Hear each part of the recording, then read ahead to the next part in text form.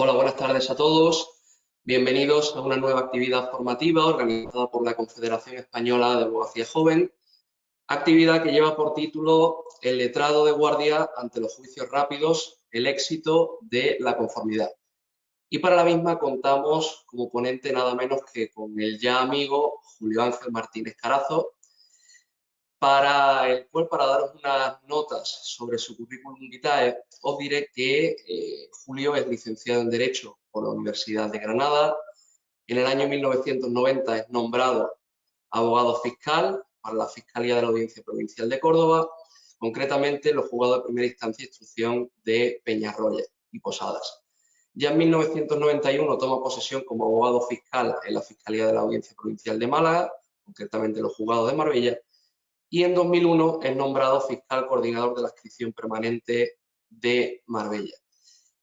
Como formador tiene una experiencia también amplísima, desde 1996 concretamente y hasta la actualidad es profesor colaborador en la Escuela de Prácticas Jurídicas del Colegio de Abogados de Málaga, actualmente conocido como Máster de Abogacía. También ha participado en múltiples ponencias y actividades formativas para la Policía Local de Estepona, Policía Local de Marbella y otros datos de interés que me gustaría dar, por eso he dicho ya el amigo Julio. En el año 2014 fue condecorado por el Colegio de Abogados de Málaga con su medalla al honor y en el año 2005 y una vez más en el año 2023 ha sido reconocido por el premio antes conocido como Naranja y ahora conocido como premio Lex Malacaer en la categoría de fiscal, otorgado por el Grupo de Abogados Jóvenes de Málaga en reconocimiento por su buena relación y especial trato hacia los compañeros de Málaga. Nada, un placer tenerte por aquí, espero que disfrutéis. Muchas gracias, Julio. Gracias, Francisco. Bien, únicamente deciros que, bueno, ya lo ha dicho Francisco y le agradezco desde luego las palabras que ha tenido con respecto a mí, y deciros también que coincidí este año con vuestro presidente, con Alberto Cabello, en una comida en la que se me otorgó el premio Les Majestades. Y, lógicamente, si te pide el presidente de la Confederación Española de Abogacía Joven que dé una charla y encima te condecoran o te dan un premio, pues lógicamente no te puedes negar. Y aquí estoy. Y estoy con mucho gusto. La verdad es que siempre que han necesitado los letrados, y sobre todo los letrados jóvenes, cualquier tipo de ayuda o cualquier tipo de charla, así lo he hecho. En primer lugar, deciros que a mí lo que me gusta es, en este tipo de charlas, una interacción con las personas que se están viendo. Yo ahora mismo lo que estoy viendo, no me estoy viendo ni siquiera a mí, estoy viendo la pantalla del PPT y lo que me gustaría es veros a vosotros y poder interactuar con vosotros. Pero bueno, es lo que tenemos y es una charla online. De todas formas, siempre habrá después, al final, unos minutos para que podáis vosotros preguntar lo que consideréis oportuno. La charla la he hecho, la voy a extender de la siguiente forma. Primero, lo que vamos a hacer es una introducción a la Ley de Enjuiciamiento Criminal. Iré diciendo lo que son la regulación de los juicios rápidos de la Ley de Enjuiciamiento Criminal y cada uno de los problemas que se puedan ir planteando en cada una de las fases del enjuiciamiento rápido, de los juicios rápidos. Vamos a empezar, en primer lugar, por el ámbito de aplicación de estos juicios rápidos. Bien, se aplica este procedimiento a los delitos que estén castigados con una pena privativa de libertad que no exceda de 5 años. Ahí ya estamos viendo que si la pena privativa de libertad no excede de los 5 años, sería la misma competencia que para los supuestos de enjuiciamiento de los juzgados de lo penal. Segundo lugar, cualquier pena, bien sea única, conjunta o alternativa, cuya duración no exceda de 10 años. Y cuando se trate de una pena de multa, cualquiera que sea su cuantía. Para que podamos incoar este procedimiento de enjuiciamiento rápido, se deben de dar, según la Ley de Enjuiciamiento Criminal, una serie de requisitos. Primero y principal, que se incoe este procedimiento en virtud de un atestado policial. En alguna ocasión he visto que se han iniciado este tipo de procedimientos de juicio rápido, por ejemplo, con la presentación de una querella o de una denuncia por impago de pensiones. Es imposible. Es necesario, como requisito que exige nuestra Ley de Enjuiciamiento Criminal, que se proceda a la incoación de este procedimiento por un atestado policial. Segundo, importantísimo, que se detenga a una persona, o sea, el atestado policial y la presentación de detenido. Y en su caso también nos dice la Ley de Enjuiciamiento Criminal que si no se ha detenido a una persona, sí se le haya citado de comparecencia ante un juzgado de guardia para tener la calidad de denunciado en el atestado policial. ¿Qué más requisitos se exigen? Pues deben de concurrir, como nos dice la Ley de Enjuiciamiento Criminal, las circunstancias siguientes. Primero, que se trate de delito flagrante. Todos sabemos y hemos oído hablar de lo que es la flagrancia del delito, el delito que se encuentre cometiendo en ese momento, el delito que está ardiendo, que es la primera mención que hace la Ley de Enjuiciamiento Criminal en este tipo de delitos a los delitos flagrantes. Pero también introduce nuestra Ley de Enjuiciamiento Criminal dos supuestos en este tipo de delitos. Pues cuando el detenido sea perseguido inmediatamente por agentes de la policía, no sea perdido de vista y se proceda a la detención, se le dé alcance al mismo. Sería también delito flagrante. Y en último lugar también cuando se sorprenda al delincuente con algunos instrumentos o vestigios que permitan presumir que ha participado en un hecho delictivo. Señala también que debe de concurrirse otras circunstancias y una de ellas es que se trate de alguno de los delitos enumerados en este artículo, en el 795, 1 primero, segunda. Si ustedes ven la Ley de Enjuiciamiento Criminal y ven este artículo, se darán cuenta de que se está refiriendo a una serie de delitos. Hace un elenco de delitos. El delito de hurto, el delito de robo, el delito de robo de uso de vehículo a motor, incluso se refiere al delito delito contra la salud pública, de sustancias o productos que no causen grave daño a la salud, y otra serie de delitos, delitos contra la propiedad industrial, también se encuentran ahí. No hace una relación exhaustiva y detallada de todos los delitos a los cuales se puede apreciar o se puede aplicar este procedimiento. Y por último, para que vean ustedes dónde podemos meter los demás delitos, aunque no estén enumerados en esta relación, dice que se trate de un hecho punible cuya instrucción se presuma que será sencilla. Piensen ustedes, por ejemplo, en el delito de atentado a agentes de la autoridad o en el delito de resistencia a los agentes de la autoridad. Ahí, la verdad es que no está o no está relacionado en esa relación que hemos dicho anteriormente, pero sí es un delito cuya instrucción se presume que es sencilla.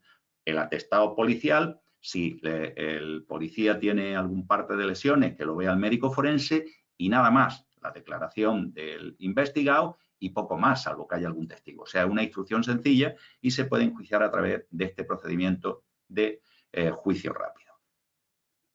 ¿Dónde no se puede aplicar este procedimiento?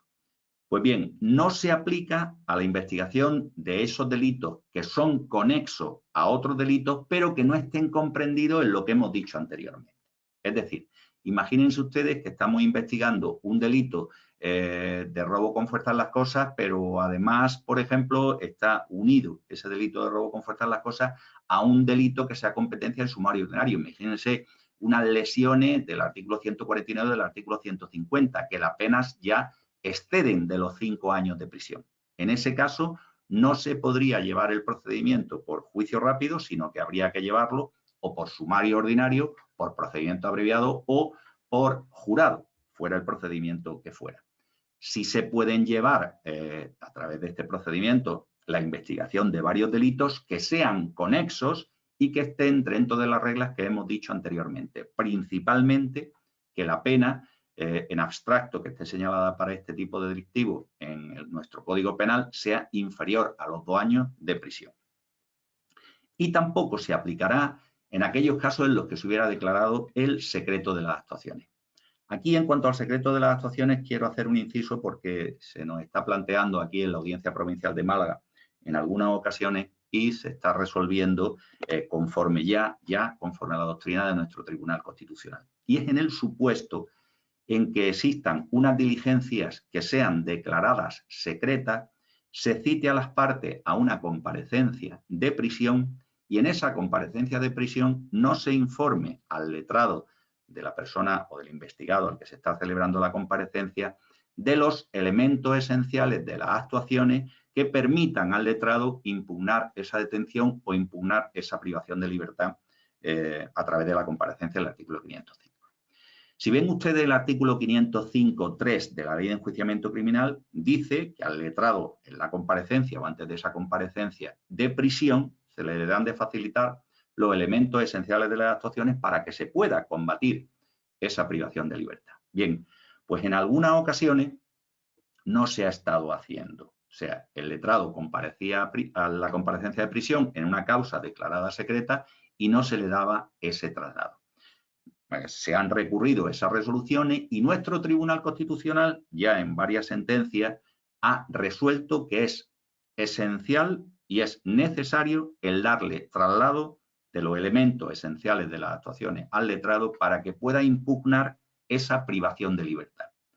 También ha manifestado o ha dicho el Tribunal Constitucional que ese traslado de los elementos esenciales de las actuaciones no se puede hacer de carácter oral, o sea, de forma oral, sino que si la parte lo solicita, y les digo que también es importante que efectúen ustedes esa solicitud, es necesario que el letrado solicite que se le dé traslado de esos elementos esenciales de las actuaciones porque debe de pedirlo, debe de ser rogado al tribunal.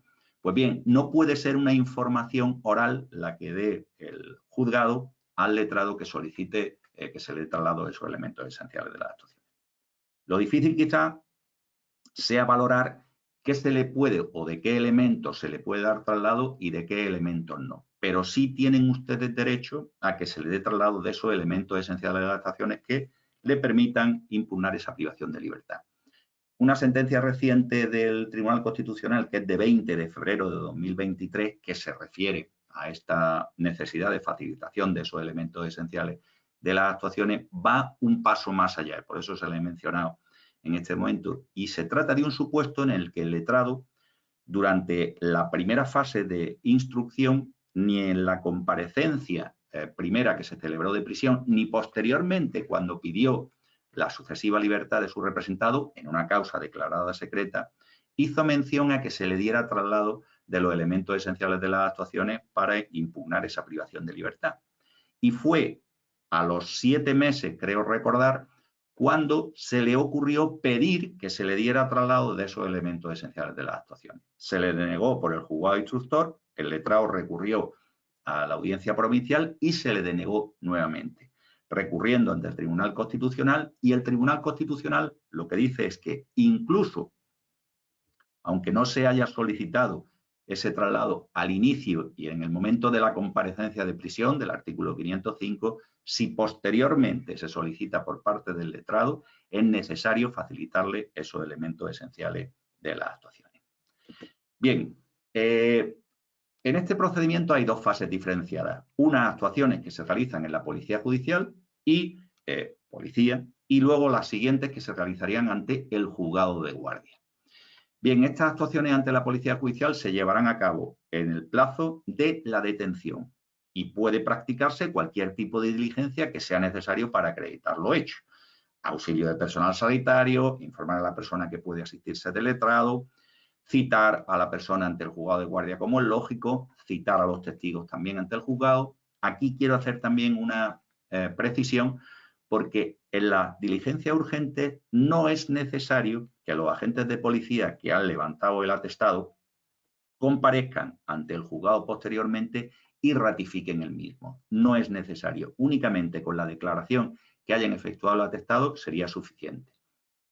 Solo y en el exclusivo caso en que el juez considere necesario que presten declaración en el juzgado, y entonces tendrá que dictar una resolución motivada manifestando o diciendo que se personen los policías en el juzgado para prestar declaración.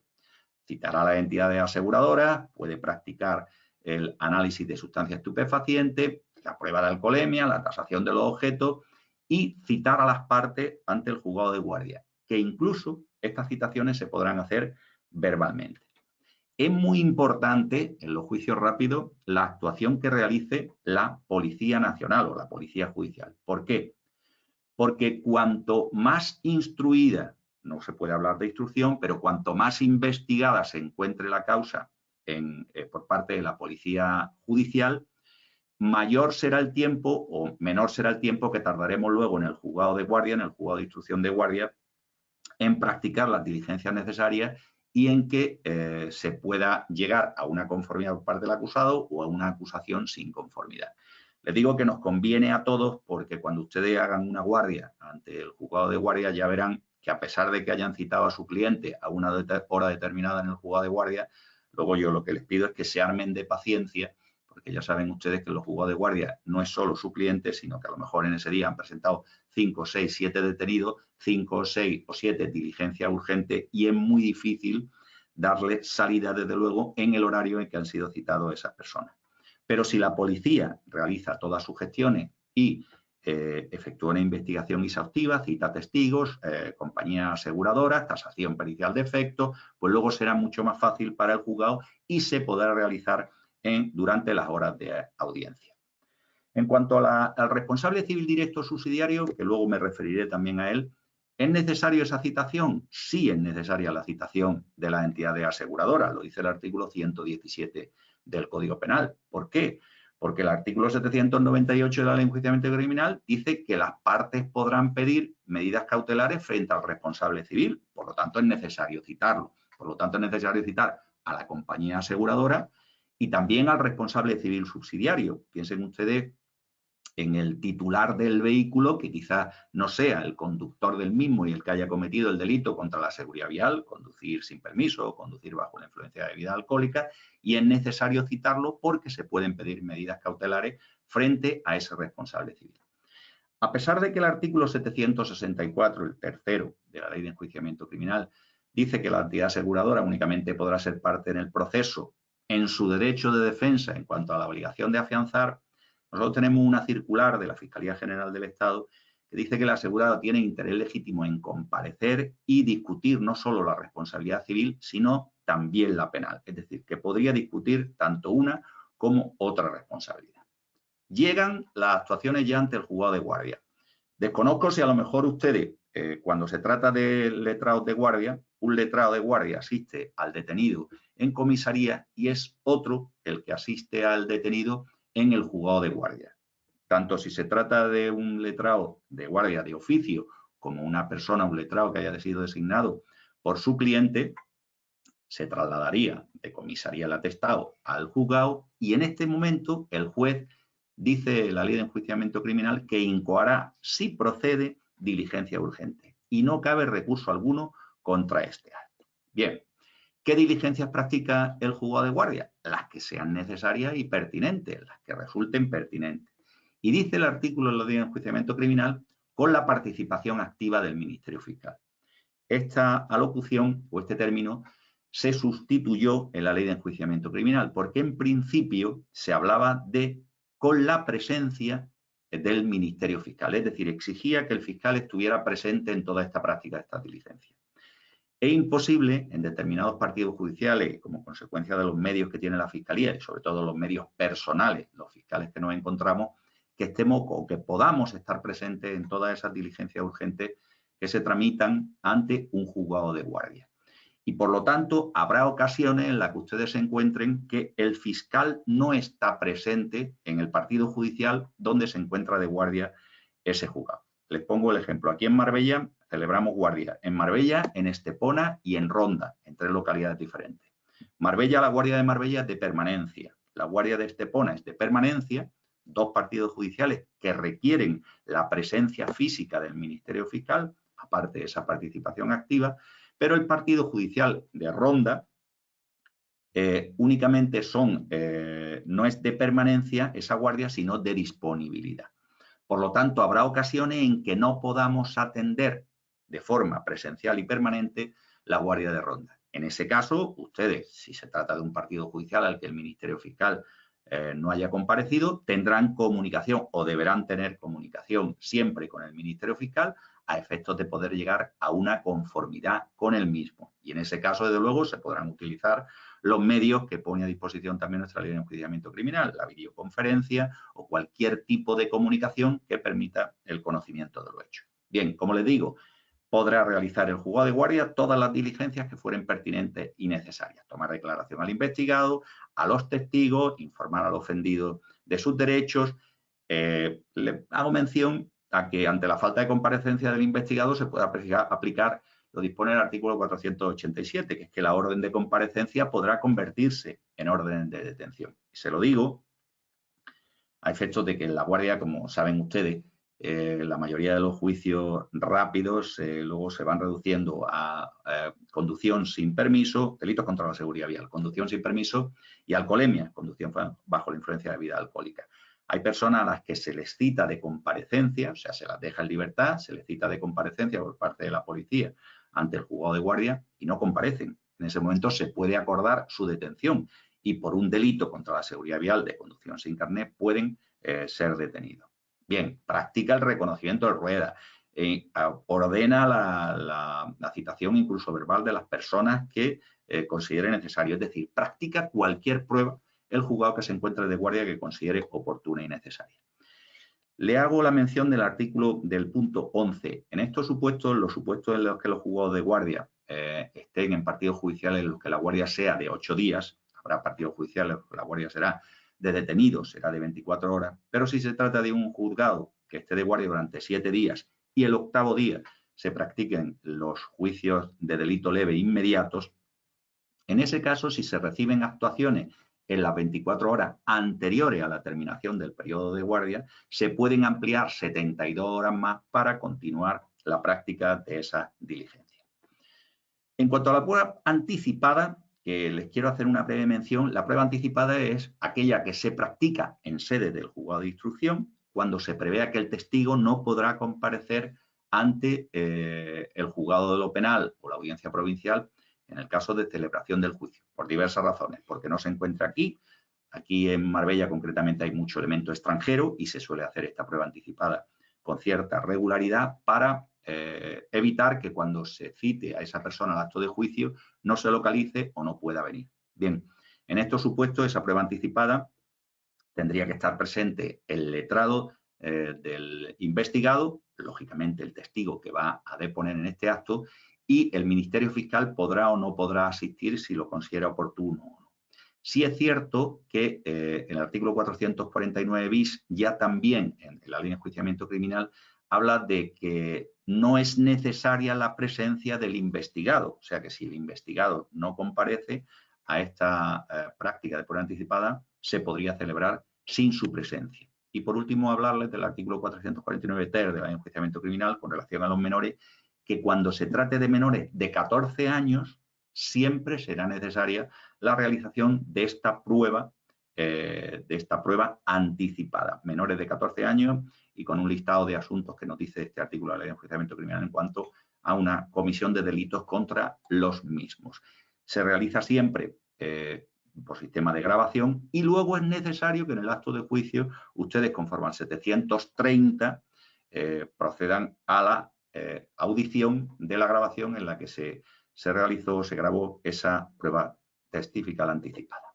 Bien, como saben ustedes, el letrado también tiene la habilitación para la representación, ejerce de letrado y procurador durante este enjuiciamiento rápido. Bien, llegado a este punto y una vez que se han practicado todas las diligencias que se han considerado oportunas, hay 2 comparecencias sobre la ley, es decir, la ley de enjuiciamiento criminal señala que es necesario la celebración de 2 comparecencias, 2 vistas.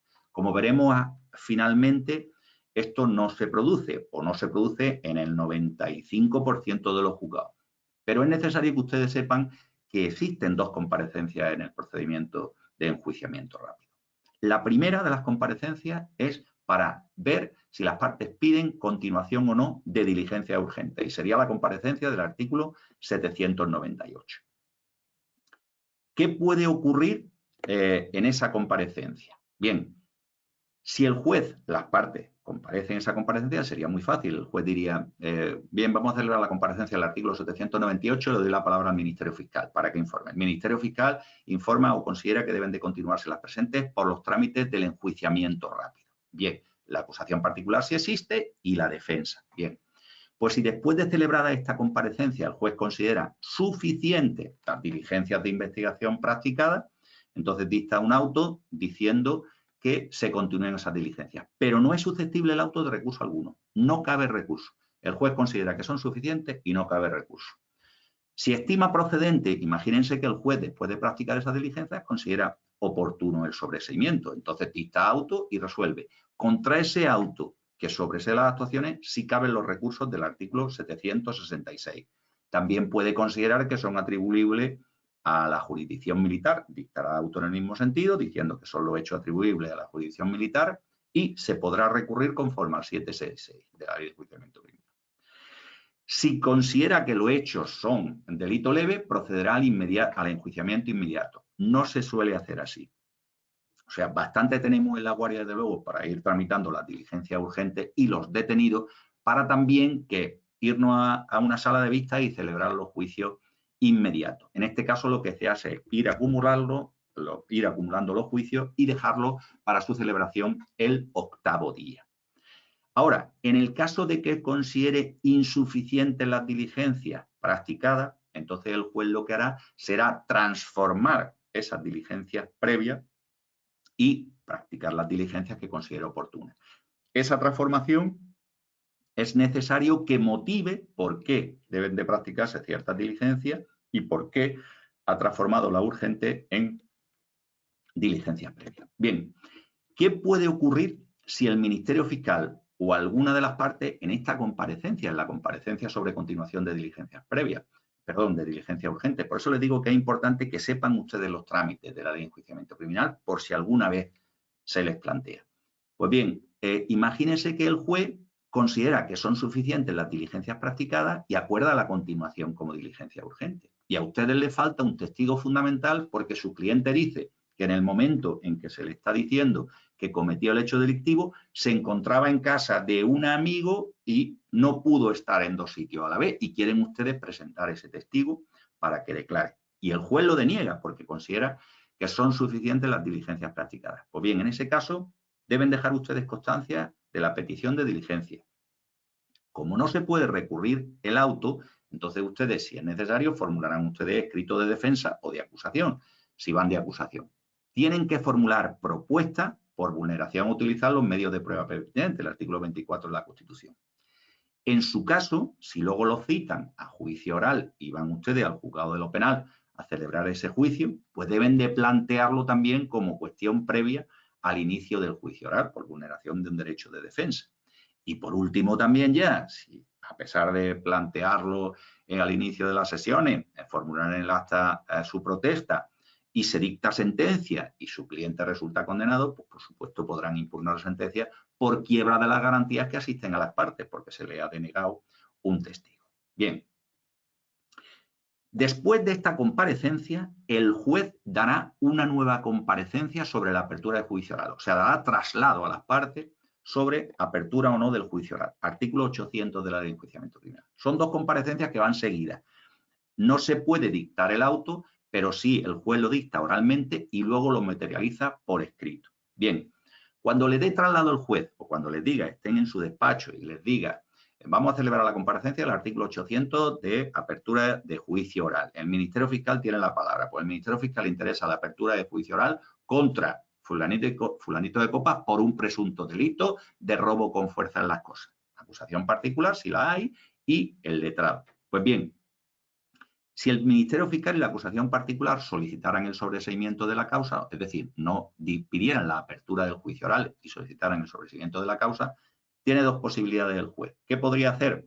Decirle a los perjudicados que si quieren comparecer, comparezcan a efectos de mantener su acción y les da un plazo de 15 días, o podrá remitir las actuaciones al superior jerárquico del fiscal que ha pedido el sobreseimiento, para ver si ese superior jerárquico mantiene o no la acusación.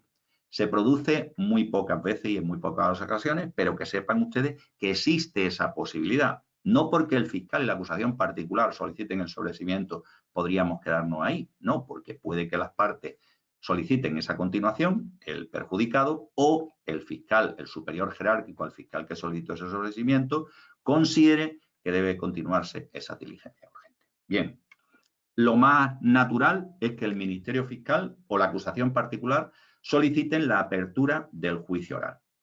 En ese caso, el juez dicta auto motivado de forma oral, aunque luego lo pueda redactar por escrito, acordando la continuación del procedimiento o acordando la apertura del juicio oral. Perdón.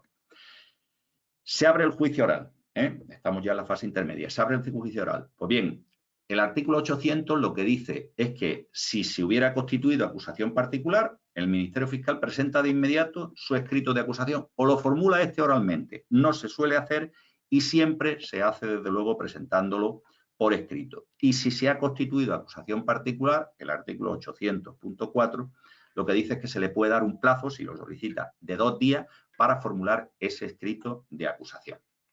¿Qué puede ocurrir después de formular escrito de acusación el fiscal o la acusación particular? Que el acusado preste su conformidad. Y es donde hablaba ya de lo que es el éxito de la conformidad. Tengan ustedes en cuenta que el que absuelvan a su cliente no quiere decir que ustedes hayan llegado o hayan efectuado siempre la mejor defensa. En el 90% de los casos, en este tipo de enjuiciamiento rápido, está prácticamente todo hecho. Piensen ustedes en los juicios, en los delitos contra la seguridad vial, la conducción sin permiso o la conducción bajo la influencia de bebida alcohólica.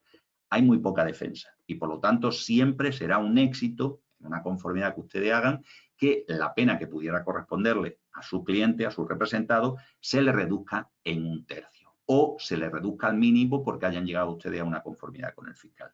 Siempre es un éxito la conformidad. Se le evita a la Administración de Justicia la celebración de los procedimientos penales y su cliente siempre va a resultar, o el investigado, siempre va a resultar beneficiado por la prestación de esa conformidad. Bien. Como les decía, para que se pueda llegar a la conformidad del acusado es necesario unos requisitos dentro de este enjuiciamiento rápido de determinados delitos. Bien. El fundamental y el principal para esta conformidad privilegiada, les diré que pueden existir dos conformidades. Una conformidad privilegiada del acusado, que se le reduce, en la que se le reduce la pena en 1/3 parte, y la conformidad del acusado, en que no se reduce la pena en 1/3 parte. Bien, vamos a ver la conformidad privilegiada. Pues para que se produzca, esa conformidad privilegiada, los hechos objeto de la acusación han de ser calificados como un delito para el que el Código Penal esté señalando una pena privativa de libertad que no supere los 3 años de prisión, multa cualquiera que sea esa cuantía e inhabilitación que no exceda de 10 años. Es decir, el Código Penal, para que exista la conformidad privilegiada, tiene que señalar una pena en abstracto, no en concreto la que pidan las acusaciones del fiscal, sino una pena en abstracto que no supere los 3 años de prisión. Ese es el requisito fundamental, no supere los 3 años de prisión. Y luego, si se ha calificado de varios delitos, la suma de las penas que se han solicitado, reducida en 1/3, no debe de superar los 2 años de prisión.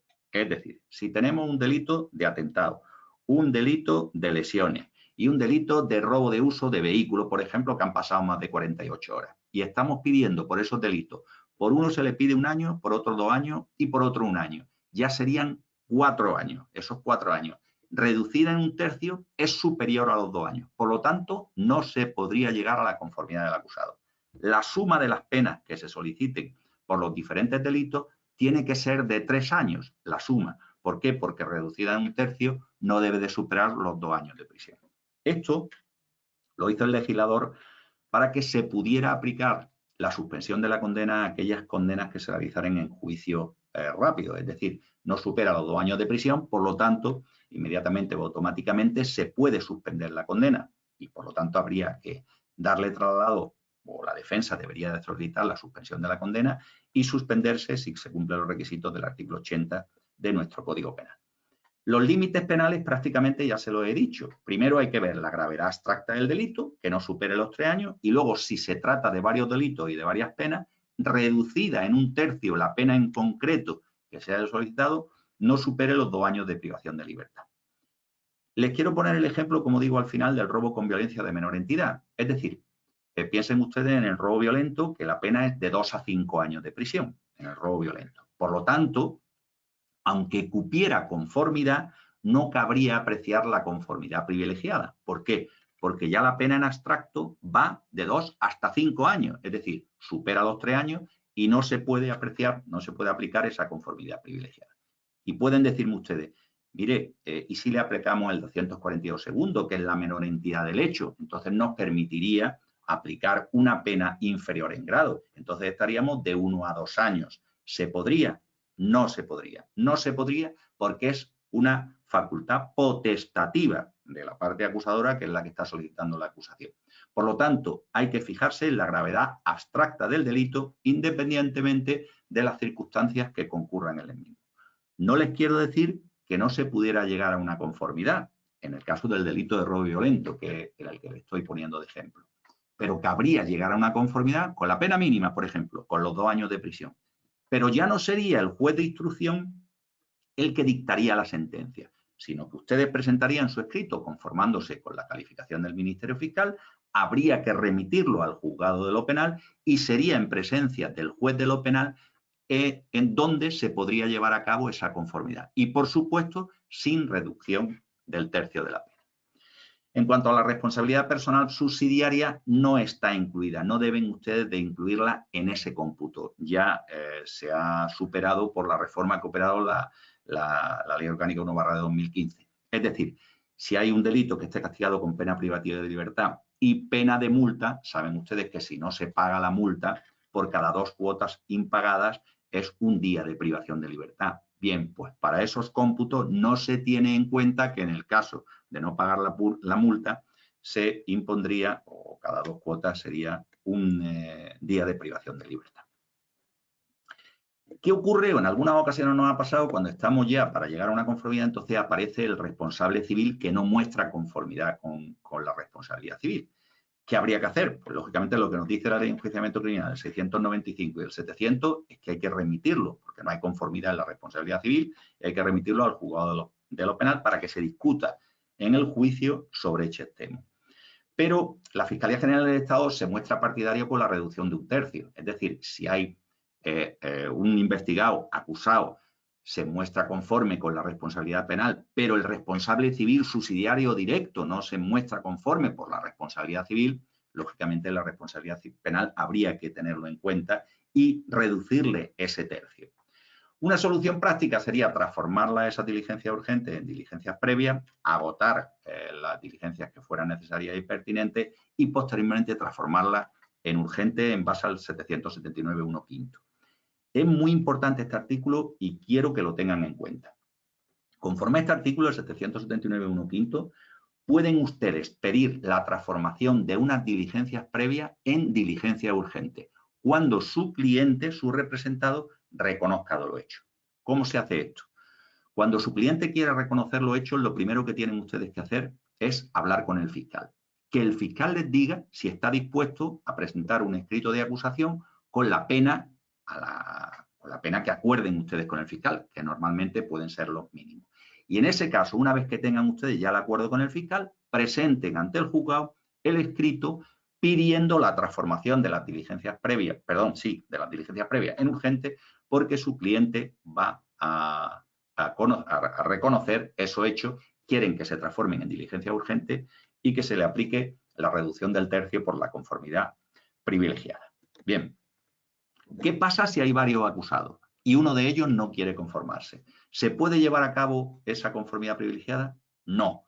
Lo prohíben, o así lo manifiestan los artículos 655 y 697 de la Ley de Enjuiciamiento Criminal. Hay parte de la doctrina que lo admiten, delitos conexos, realizando piezas separadas, pero no se debería de realizar así. O sea, no se puede enjuiciar o no se puede conformar un acusado cuando son varios los acusados, uno se conforma y los otros no. Habría que enjuiciarlo conjuntamente a todos.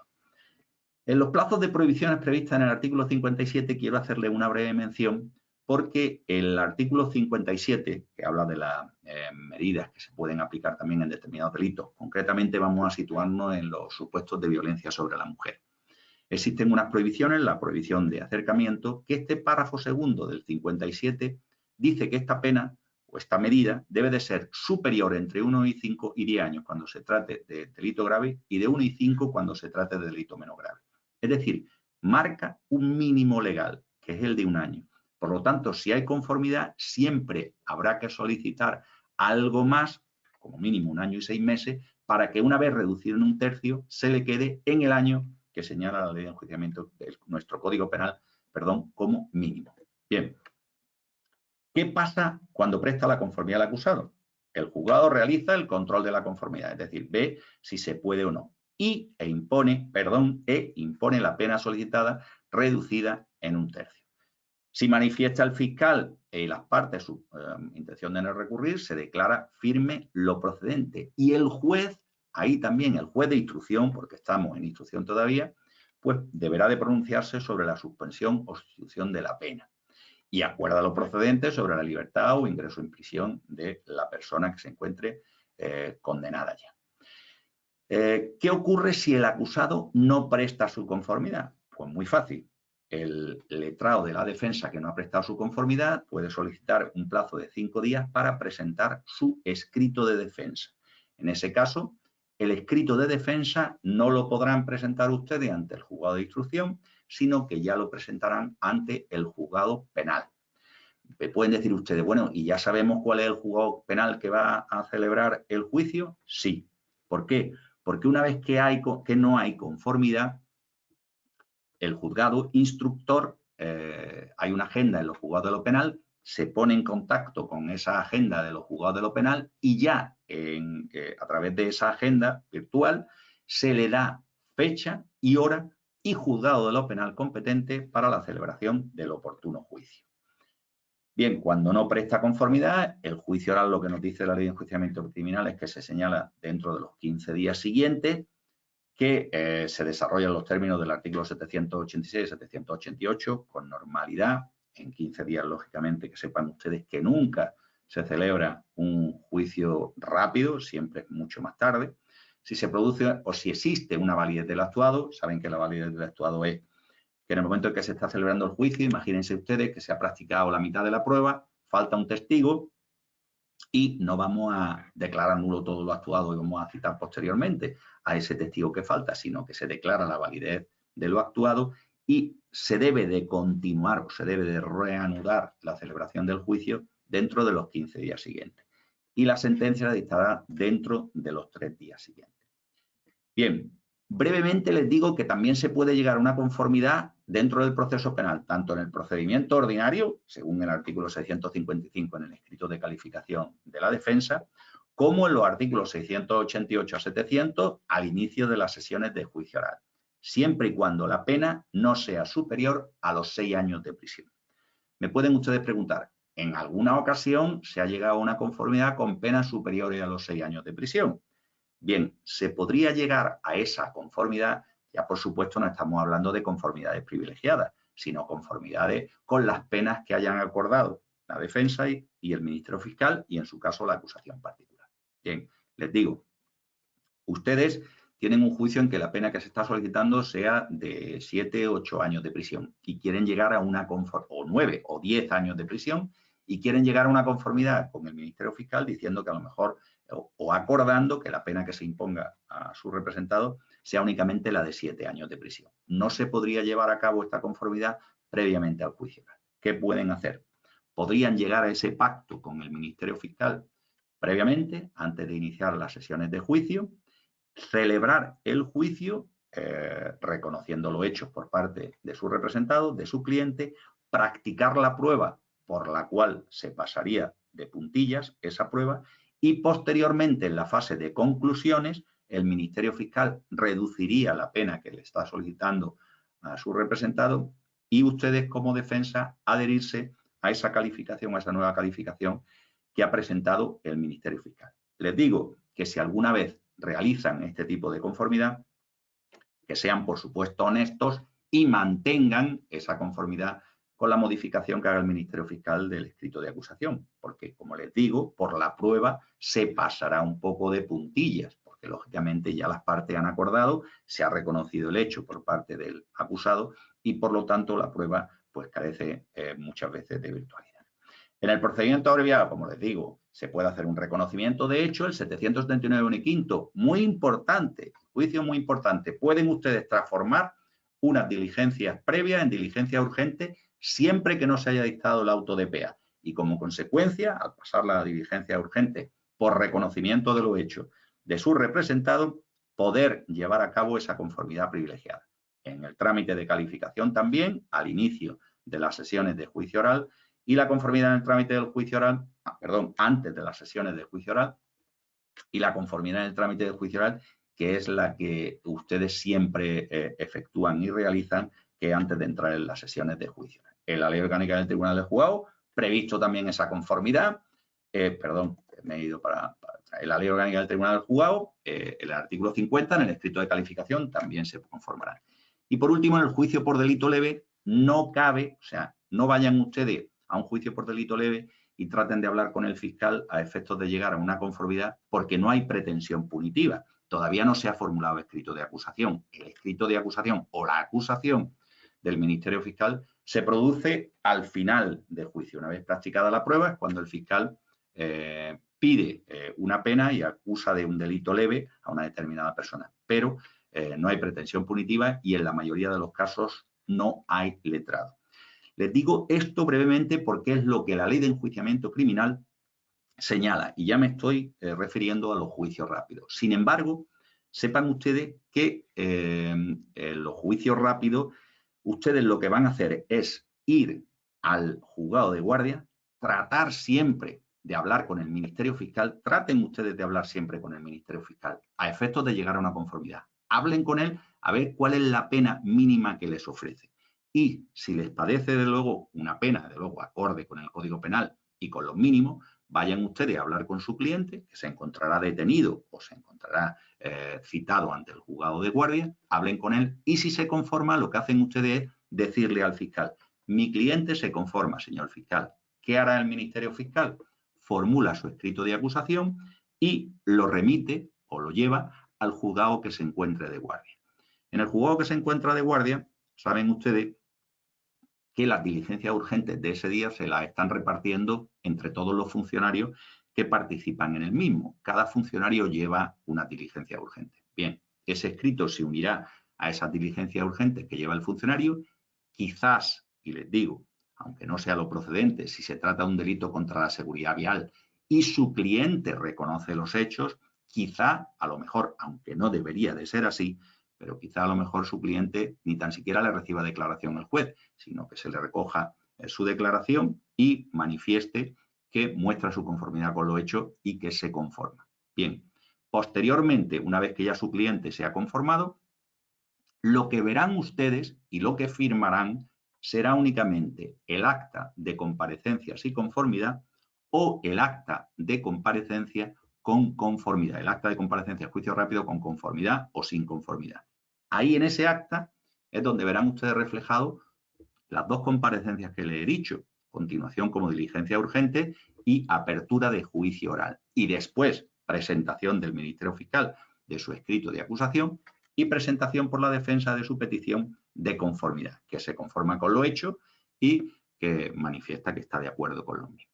Eso será lo que ustedes verán y a lo que se reducirá su presencia en el juzgado de guardia en la mayoría de los casos. Siempre suelen surgir, desde luego, determinadas disquisiciones y problemas, pero ahí se puede reducir o se puede ver lo que ocurre. O sea que es muy diferente lo que dice la Ley de Enjuiciamiento Criminal a lo que luego, posteriormente, van ustedes a ver en la práctica forense. Pero sí es necesario que ustedes conozcan los trámites y los problemas que se les pueden plantear en el enjuiciamiento rápido. ¿Por qué? Porque si alguna vez se les plantea el problema, que sepan ustedes cómo salir. Y es lo que he querido hacer con la charla. Irles desgranando la ley de enjuiciamiento criminal, ir viendo los problemas que se le pueden plantear en cada una de las fases y la posibilidad o la forma que tienen ustedes de resolver ese problema.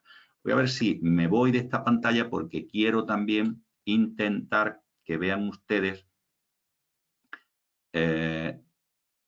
Esta sería el acta de conformidad. Esto es lo que van a ver ustedes en el juzgado de instrucción. Acta de procedimiento de enjuiciamiento rápido hasta conformidad sin acusación particular. Les pongo el punto 1. Esa es la primera comparecencia o la primera vistilla que se celebraría para continuación como diligencia urgente. A continuación, la segunda vistilla, apertura del juicio oral. Se lo pongo con el número segundo. Luego después ya el Ministerio Fiscal solicita la apertura del juicio oral por un delito de resistencia, concedida la palabra de letrado, no se opone a la apertura del juicio oral y el Ministerio Fiscal lo que hace es presentar de inmediato su escrito de acusación. Presenta de inmediato su escrito de acusación, el acusado asistido y letrado expresa conformidad con los hechos que en el mismo se contienen y con la pena solicitada. Como les digo, este es el acta que van ustedes a firmar y no las 2 comparecencias que se deberían de realizar, pero este es el acta que van a realizar ustedes en el procedimiento de enjuiciamiento rápido. Si no hubiera conformidad, sería el mismo acta, nada más que el letrado no expresa su conformidad con los hechos que en el mismo se contienen. Si alguna vez no quieren ustedes realizar, o sea, no quieren ustedes realizar formular un escrito de defensa en ese momento y no quieren ustedes pedir el plazo de 5 días para presentarlo, sí sería necesario, si ustedes se oponen a las conclusiones del Ministerio Fiscal, es necesario que en ese acta relaten ustedes y redacten de qué pruebas se van a valer en el acto de juicio, si no hubiera conformidad. Necesario y importante, porque si no, no van a poder ustedes hacer uso de la práctica de esa prueba en el acto de juicio. Por lo tanto, es necesario que ustedes realicen o que pidan esa prueba en la comparecencia que se les señale. No es necesario que presenten ese escrito, pero sí que realicen o que pidan esa prueba. Bien, por mi parte ya he acabado. Ha sido un poco rápido e intensa la charla, pero le he querido dar una visión general de los juicios rápidos. Y ahora, sobre todo, si quieren ustedes realizarme alguna pregunta, encantado de responderla. Si la sé, se la respondo, y si no, me la estudiaré y ya se la contestaré en otro momento a través de Ángel o de Francisco. ¿Vale? Pues a su disposición. Julio, paso a leerte alguna pregunta. Margarita Crespo dice, en el caso de un juicio por delito leve, ¿es imposible entonces llegar a una conformidad? Sí. Margarita, en los juicios por delito leve, como no existe acusación del Ministerio Fiscal, y si a usted la citan para un delito leve y usted entra a la sala de vistas, no le puede decir al fiscal, señor fiscal, podríamos llegar a una conformidad porque no sabe todavía cuál es la calificación del fiscal. La calificación del fiscal es al final del juicio, por lo tanto, no cabría esa conformidad. Les digo que en algunas ocasiones, a lo mejor ustedes lo ven que hay jueces que en los juzgados de instrucción, para agilizar el procedimiento, incluso realizan el acta del juicio delante de ustedes, el fiscal califica lo hecho y ustedes se conforman y están solicitando el mínimo. Les digo para que no se extrañen si les pasa eso, pero no se debería hacer así. No cabe esa conformidad en un juicio por delito leve previa, porque no hay formulación de escrito de acusación.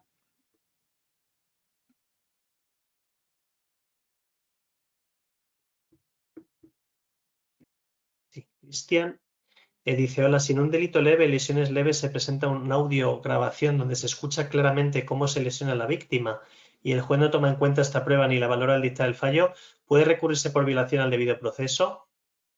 Por supuesto, vamos, si usted presenta una grabación, se le inadmite esa prueba, una inadmisión de una prueba, desde luego, que iría en contra del derecho de defensa. Por lo tanto, podría usted recurrir la sentencia alegando, de luego, una vulneración de derecho fundamental, que es el derecho de defensa. No se le admitió esa prueba. Otra cosa es que el juez justifique la inadmisión de la prueba por ser impertinente o no ser necesaria, pero cabría, en todo caso, el recurso por esa inadmisión de esa prueba que ha formulado usted en el momento procesal oportuno. En un juicio por delito leve, yo siempre les recomiendo que ustedes anuncien las pruebas de que van a intentarse valer con carácter previo a juicio. O sea, cuando lleguen ustedes allí, se sienten y antes de iniciar el procedimiento, señoría, tengo una grabación de la agresión que quisiera aportarla al procedimiento. Muy bien, pues mire usted, en el momento procesal oportuno, después de que declare el denunciante y el denunciado, perfecto, pero ya lo ha anunciado, ya sabe el juez que hay una prueba de la que van a ustedes a hacerse valer. Nicolás Blanco dice, si el hecho de iniciar un procedimiento abreviado que no haya iniciado por atestado policial y pedir su transformación a diligencias urgentes por el 799.15 para pedir la reducción del tercio, ¿no va en contra del requisito de que el proceso inicie por atestado? Sí, cierto. O sea, el procedimiento se tiene que iniciar por un atestado policial. O sea que lo que ocurre es que en algunas ocasiones se inicia como diligencia urgente. Por lo que sea, es necesario la práctica de alguna diligencia que no se puede practicar durante el periodo de guardia. Se transforma en diligencias previas. Se practican esas actuaciones, se practican esas diligencias. Y posteriormente, usted, después de ver la práctica de esas diligencias y que su cliente tiene muy mermada su derecho de defensa, vamos, defender, que es difícil defenderlo, que está la cosa muy clara, pues entonces considere usted que lo mejor es conformarse. hable con el fiscal, como le he dicho, por 779.1 quinto, hable con el fiscal, vea cuál es la pena que le va a solicitar por ese delito cometido y una vez que lleguen ustedes a un acuerdo, presenta un escrito en el juzgado pidiendo la transformación en diligencia urgente. Pero es necesario el requisito de que se haya iniciado esas diligencias previas por atestado policial, se haya detenido una persona, sea inferior a 5 años la pena en abstracto solicitada, además, los requisitos que le he estado anunciando. Sánchez dice, sobre la prueba en caso de no conformidad, ¿no se podría hacer en el escrito de defensa? Dice que le parece entender que solamente se puede hacer en el acta. No. En el acta es donde se recoge, por supuesto, en el acta se recogen las peticiones de las partes, como si dijeran. En el acta, el Ministerio Fiscal formula su escrito de acusación y presenta en el acto el escrito de acusación. ¿Qué hace la defensa? Es lo que les decía. La defensa puede.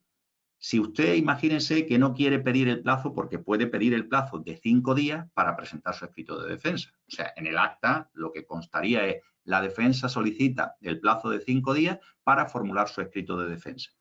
El juez de instrucción remite las actuaciones al juzgado de lo penal y usted, su escrito de defensa, lo debe de presentar en el plazo de 5 días ante el juzgado de lo penal.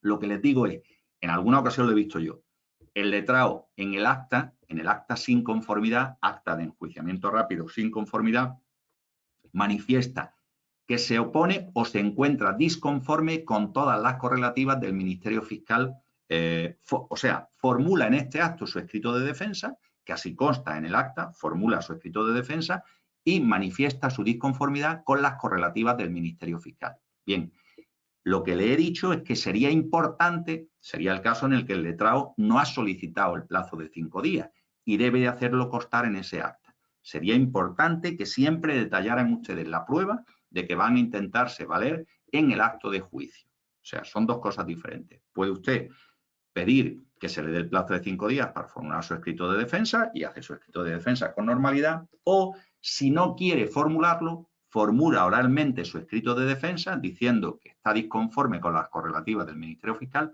pero sí, no se le olvide proponer pruebas. Y eso queda constancia en el acta de comparecencia de juicio rápido sin conformidad.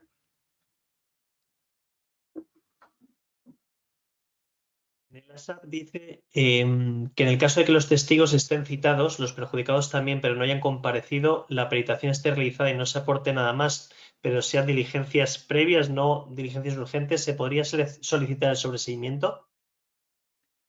Mire, si no comparecen los testigos, no por esa circunstancia o ese motivo se sobresee una causa. ¿Qué es lo que ocurre con los testigos incomparecientes? Se aplica lo que dispone, me parece que es el artículo 420 de la ley de enjuiciamiento criminal.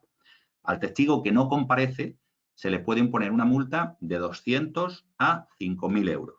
Si ese testigo vuelve a reiterarse en su incomparecencia, se le puede enviar a la Fuerza y Cuerpos de Seguridad del Estado para que lo traslade al juzgado e incluso abrirle un procedimiento, unas diligencias previas por delito de obstrucción a la justicia. E incluso, aunque comparezca, imagínense que ya lo traen las Fuerzas y Cuerpos de Seguridad del Estado y ese testigo se niega a declarar, estamos hablando siempre de testigo, se niega a declarar, pues entonces se le podría percibir también y abrirle una diligencia por delito de desobediencia.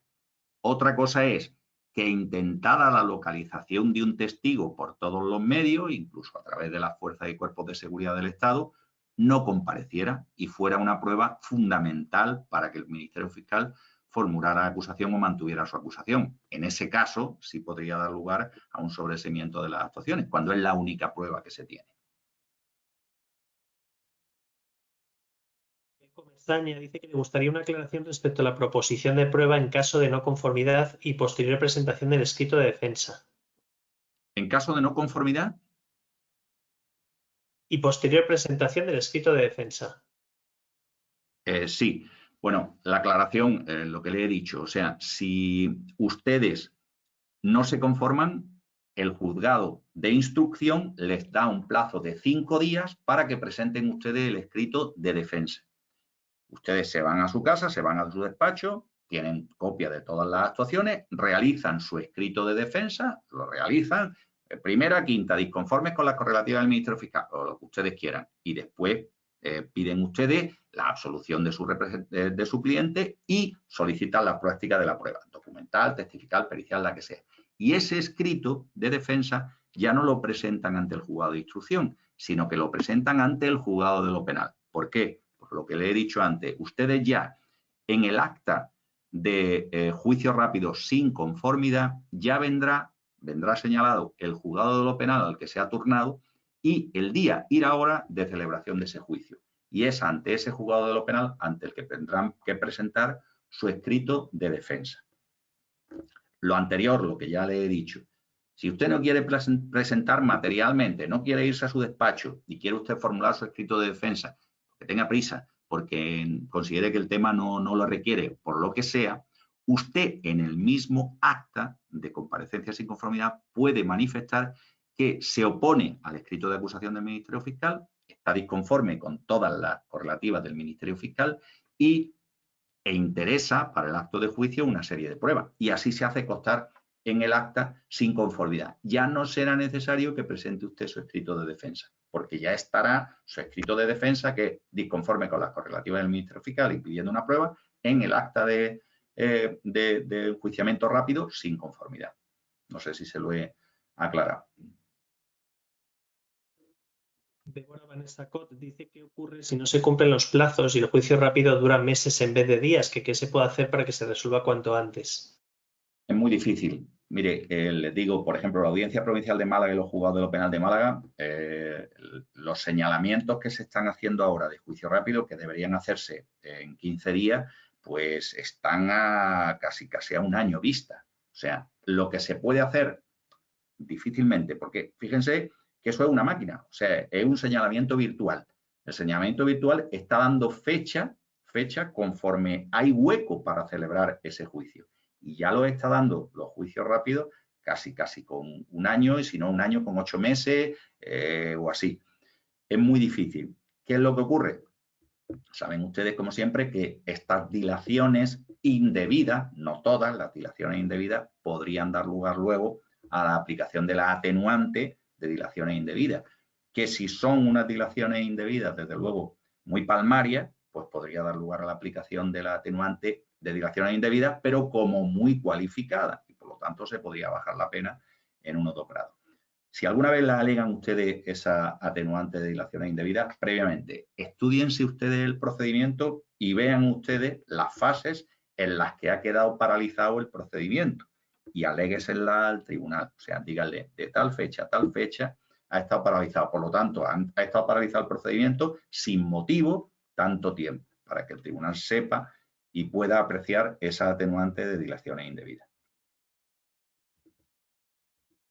Julio, si te parece, con las últimas 4 preguntas que han entrado antes de 1:30, ¿vale? José Ángel Rodríguez Herrera dice si es válido aportar una conversación grabada en la que un coacusado reconoce los hechos, pero esa conversación ha sido grabada por un hermano del otro coacusado que ha participado en esa conversación. Miren, las conversaciones siempre pueden tener una validez judicial cuando se realizan y se efectúan entre 2 personas, siempre que haya un tercero que se esté inmiscuyendo en esa grabación de esa conversación, ya sería una interceptación de una comunicación y sería ilícito. O sea, tú puedes aportar una grabación de una conversación que has tenido con una persona, pero siempre que intervenga un tercero en la grabación, en esa grabación, ya podría haber una injerencia, una intervención en esa conversación por parte de un tercero y podría ser ilícita. O sea, con eso tengan ustedes en cuenta estas cuestiones. Siempre unas conversaciones entre 2 personas se pueden aportar y se valorarán, pero cuando haya un tercero que participe en esa grabación o en esa escucha, ya desde luego habría una injerencia que daría lugar a la nulidad de esa intervención, o sea, de esa conversación, ¿no? O por lo menos de esa prueba, perdón, no de esa conversación, sino de la prueba que se ha aportado. Miguel Ángel Mejías dice si podría explicar de nuevo cómo se resolvería una conformidad con los hechos y la pena, pero no con la responsabilidad civil, y pone como ejemplo un delito contra la seguridad vial con daños a mobiliario urbano demasiado elevado, que cuál sería un ejemplo de aplicación del artículo 794 de la Ley de Enjuiciamiento Criminal. Sí. Miren, yo eso lo que les digo es lo siguiente, Imagínense que su cliente, exactamente un delito contra la salud vial, una conducción bajo la influencia de bebidas alcohólicas, que golpea una, no sé, a una rotonda o una fuente y tiene un valor histórico tremendo, y entonces los daños son muy, muy elevados. Y el responsable civil directo o incluso el subsidiario, imagínense el padre que tiene un vehículo, se lo deja a su hijo bebe, conduce, tiene ese accidente, le practican la prueba y da positivo, ¿no? Bien, en esos supuestos, cuando no hay conformidad por parte del responsable civil, el subsidiario o el directo, y la persona se quiere conformar con la responsabilidad penal, porque dice, sí, mire usted, yo cometí este delito, iba bebido y di en la prueba más de 0,6, por lo tanto, no cabe discusión sobre eso. Bien, en ese caso, lo que nosotros procuramos es que esa conformidad privilegiada se le pueda apreciar, aunque la sentencia la dicte el juzgado de lo penal. Es decir, en la calificación, y nosotros a veces lo hacemos así, en Fiscalía, cuando nosotros calificamos, lo hacemos o dejamos nuestras notas en la carpetilla. La carpetilla significa, nosotros normalmente, el fiscal que califica, si se trata en la generalidad de los casos, el fiscal que califica un hecho no va luego a juicio. ¿Por qué? Porque no podría estar continuamente yendo a los juicios que él ha calificado, porque se reparten entre todos los juzgados de lo penal y las audiencias provinciales. El fiscal lo que hace es formar una carpetilla donde introduce su escrito de calificación y toda la prueba de que se va a hacer valer en el acto de juicio. Y esa carpetilla luego al compañero que le corresponda asistir a juicio será lo que tendrá y será el que tendrá que mantener la acusación. Bien, pues ahí anotamos en el caso de que haya querido conformarse el acusado y no el responsable civil, que el acusado ha querido conformarse en instrucción para que luego se tenga en cuenta y el juzgado de lo penal pueda apreciar esa reducción de pena en 1/3. ¿Qué es lo que ocurre en el acto de juicio? Que no se va a discutir la responsabilidad penal porque se conformaría su cliente, pero sí la civil. Entonces, entraríamos en el acto de juicio únicamente a debatir sobre las cuestiones referentes a la responsabilidad civil.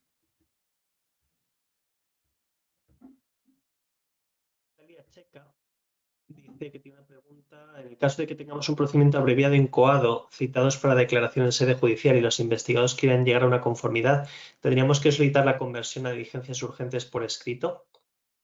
Bueno, depende. O sea, si se pueden dar las circunstancias, como le he dicho, si concurren los requisitos de la ley de enjuiciamiento criminal para que se pueda tramitar por diligencia urgente, o sea, si se han iniciado las actuaciones por un atestado policial, una persona detenido o una citación, la pena es inferior a 5 años, toda esa serie de requisitos, si se dan, sí se puede llevar a cabo esa transformación en diligencia urgente por el reconocimiento de lo hecho. Si no se dieran esa serie de circunstancias, usted siempre, y en la última diapositiva del PPT le he puesto los supuestos de conformidad, usted siempre se puede conformar con el escrito de acusación del Ministerio Fiscal. O sea, una vez que el Ministerio Fiscal acuse, usted puede ir a hablar con el fiscal que ha calificado y decirle, mire usted, nuestro cliente se quiere conformar. ¿Qué es lo que ocurre? Pues mire usted que mi cliente es drogodependiente o mi cliente alguna cuestión para que se le pueda apreciar alguna reducción de la pena, alguna atenuante. Bien, si usted considera, señor fiscal, que concurre esta atenuante y formula un nuevo escrito de acusación, nosotros nos conformaríamos. En ese caso, no es necesario la transformación en diligencia urgente, ni necesario ni a lo mejor pertinente, porque no concurren los requisitos a los que he hecho referencia. Pero siempre cabe la posibilidad de conformarse con el escrito de acusación del Ministerio Fiscal, independientemente que ya lo haya hecho y haya pedido una pena. Imagínense, en un robo violento, que el Ministerio Fiscal pide una pena en su escrito de acusación de 4 años de prisión. Bien, pero ustedes a lo mejor, después de formular esa acusación, reparan el daño. O sea, a lo mejor en el delito de robo violento sustrajo 5 euros. Bien, pues ustedes consignan esos 5 euros en la cuenta de consignaciones y han reparado la responsabilidad civil. Y después de eso van ustedes, hablan con el fiscal y dicen, señor fiscal, mire usted, que es que mi cliente, imagínense ustedes que a lo mejor tiene antecedentes penales, es reincidente. Pues con esa consignación de esos 5 euros se compensarían la atenuante con la agravante. Y aunque el Ministerio Fiscal esté pidiendo 4 años de prisión porque concurre la reincidencia, si ustedes consignan esos 5 euros y pagan la responsabilidad civil, se compensaría reparación del daño con reincidencia y la pena mínima sería de 2 años. van ustedes a hablar con el fiscal, dicen que han consignado y el fiscal les dice, presento un nuevo escrito de acusación adoptando esa posición, adoptando esa atenuante de reparación del daño y solicitando una pena de 2 años de prisión. Eso, una vez que se han conformado ya, el escrito de conformidad se firmaría tanto por el Ministerio Fiscal como por el letrado de la defensa, como incluso por el investigado, por el acusado, se remite al juzgado de lo penal y es el juzgado de lo penal el que dicta sentencia de conformidad. Última pregunta, Julio. Rafael Nieto dice, sobre el artículo 779.15, el artículo realmente habla de reconocer los hechos y luego ya el Ministerio Fiscal formula escrito de acusación. ¿Qué soluciones podríamos tener si el Ministerio Fiscal se atiene a la literalidad de la ley y nos exige para llegar al acuerdo haber previamente reconocido los hechos sin conocer el escrito de acusación? Miren, ocurre en algunas ocasiones. Imagínense una diligencia urgente en la que su cliente, cuando se le recibe declaración en esa diligencia urgente, no reconoce los hechos. Es más, se inventa un historión que no tiene nada que ver. Imagínense cualquier tipo de delito, en un atentado, un delito de robo o lo que sea. Se inventa una historia y en absoluto reconoce los hechos. Pero después, si esas diligencias urgentes se han transformado en diligencias previas y se ha practicado la prueba que fuera necesaria y pertinente, y esa prueba se ha practicado y usted se da cuenta que de la prueba practicada su cliente tiene muy pocas posibilidades de que lo absuelvan si vamos a juicio. Entonces a usted se le ocurre pensar, bueno, yo lo que quiero es que mi cliente reconozca lo hecho y se le pueda transformar las diligencias previas en diligencias urgentes y de esa forma la conformidad privilegiada también se le pueda aplicar y vea reducida en 1/3 la pena. No hay ningún problema. Aunque su cliente durante la instrucción haya contado una historia y luego quiera reconocer los hechos, no hay problema. Pero lo que sí les digo es que es necesario que antes, previamente, vayan ustedes a hablar con el fiscal. Hablan ustedes con el fiscal y el fiscal ya les dirá qué pena va a solicitar por ese hecho en concreto. Y si a usted le conviene la pena mínima que vaya a solicitar el Ministerio Fiscal, si luego se le aprecia esa conformidad privilegiada y se le reduce la pena en 1/3, pues entonces cuando tiene que presentar el escrito en el juzgado pidiendo que se reciba nueva declaración a su cliente porque va a reconocer lo hecho a efectos de pedir también la transformación de diligencias previas en urgentes para que en su caso se le pudiera aplicar esa conformidad privilegiada. No tenemos más preguntas, Julio. Muchísimas gracias por tu exposición y por este tiempo extra para responder a las dudas que habían llegado. Pues muchísimas gracias a vosotros. Siento también que la interacción no sea tan inmediata, desde luego, como cuando da una clase, una charla, desde luego, presencial. Pero bien, vamos, es lo que tenemos y me parece fenomenal las preguntas que se han hecho y si las he podido contestar, pues mejor todavía, mejor aún. Y ponerme a disposición de los letrados por si alguno quiere ampliar o hacerme alguna pregunta posteriormente o lo que sea, a través tuya, no hay ningún problema tampoco en contestarla. Pues muchísimas gracias, Julio. Un saludo. Pues nada, gracias, ya desconecto, ¿vale?